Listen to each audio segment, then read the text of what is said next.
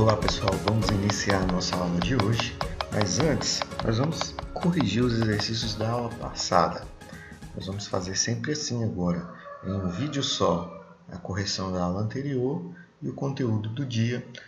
Vamos corrigir e já entrar no conteúdo do dia de hoje.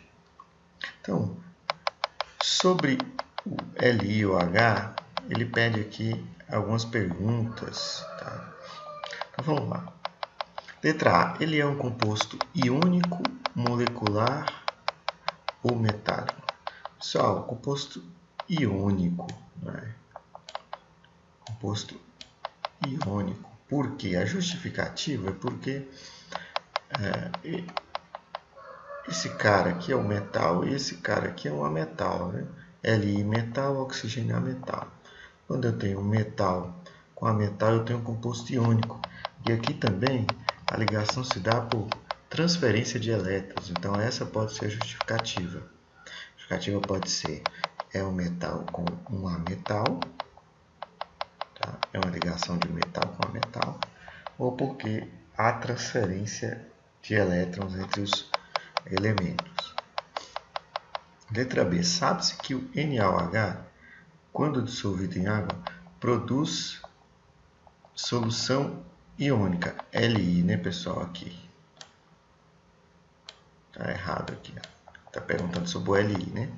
Quando dissolvido em água, produz solução iônica.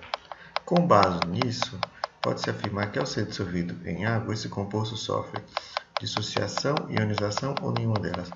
Pessoal, se é uma base, sofre o quê? Dissociação. Dissociação iônica. Se fosse um ácido, era ionização.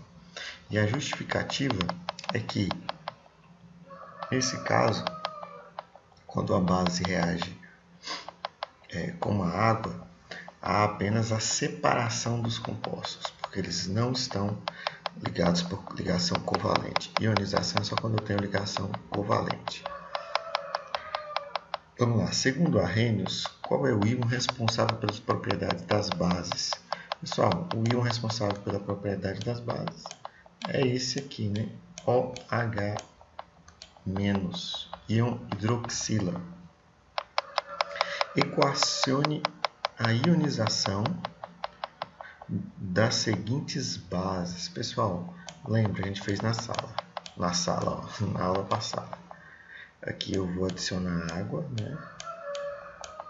H2O aqui em cima da seta. A água vai fazer o que? Vai separar. Separa o Ba, então eu tenho Ba mais, veja quantos OH eu tenho? 2 OH, né? Aí você tem que pensar o seguinte, o primeiro elemento aqui sempre é positivo. Qual é a carga dele? A carga dele é correspondente à quantidade de hidroxilas. Então é Ba2 mais OH é sempre menos aqui. Ba2 mais 2 OH menos. Tá? Então, essa é a nossa reação de dissociação. Esse cara aqui na letra B, novamente eu vou pôr água. A água faz o que com a base? Vai separar isso aqui. Então eu tenho Li, né? LXLI. Esse Li ficou feio, né? Deixa eu consertar aqui. Li mais OH. OH é menos, o Li tem a carga que corresponde à quantidade de hidroxilas. Quantas hidroxilas eu tenho? Eu tenho uma, então a carga é 1 mais, ou simplesmente mais, ok? E agora, pessoal, nós vamos dar continuidade às funções inorgânicas. Nós vimos ácido, base, e agora a gente vai ver o sal. É uma outra função inorgânica. Para isso, a gente começa falando sobre a reação de neutralização.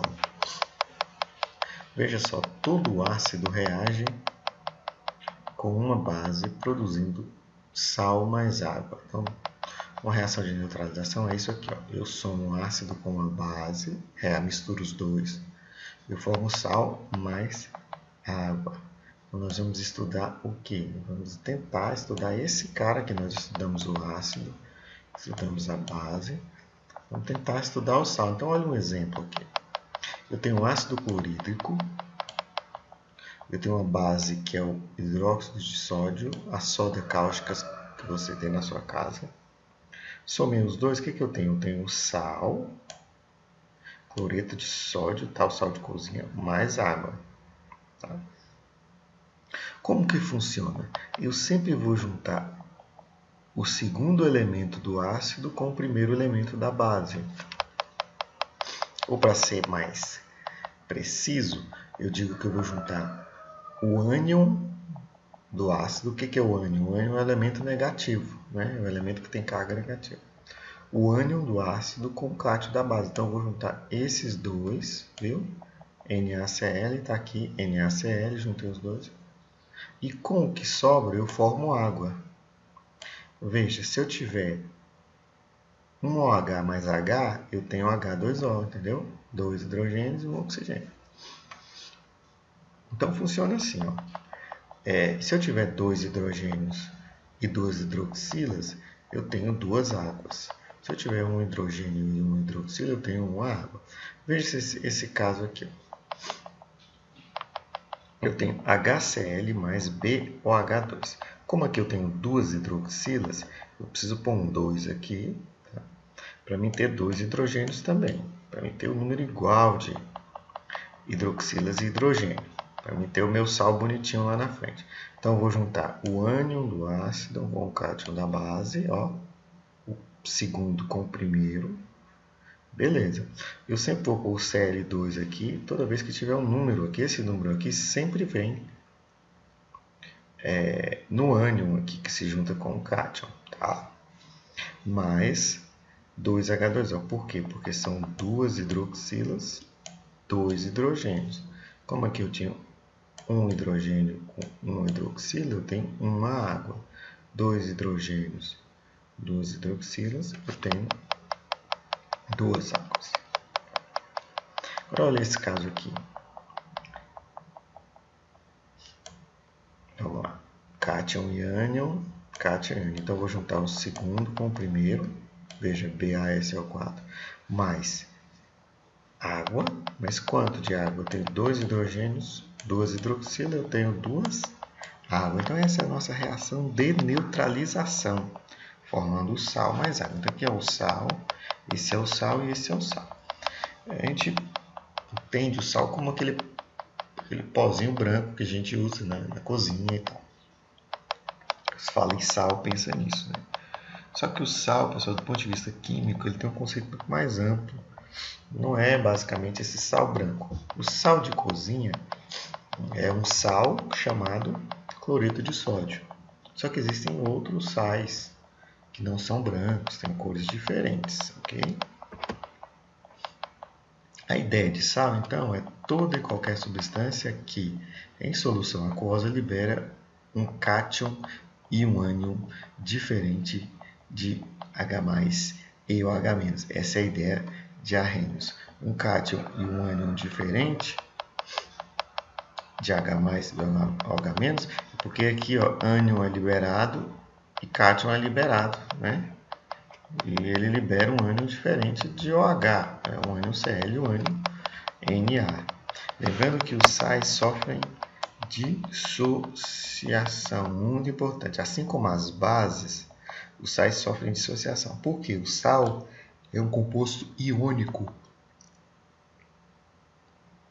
e por isso sofre dissociação. Olha só, NaCl, o Na+ é o cátion diferente do H+, e o Cl- é o ânion diferente do H-. BaSO4, o Ba2+ é o cátion diferente do H+, o SO4, 2-, o ânion diferente do OH. Tá? Então, esse aqui é meu sal, que é o cloreto de sódio, que é o meu sulfato de bário. Os nomes depois a gente vai se inteirar desses nomes, tá?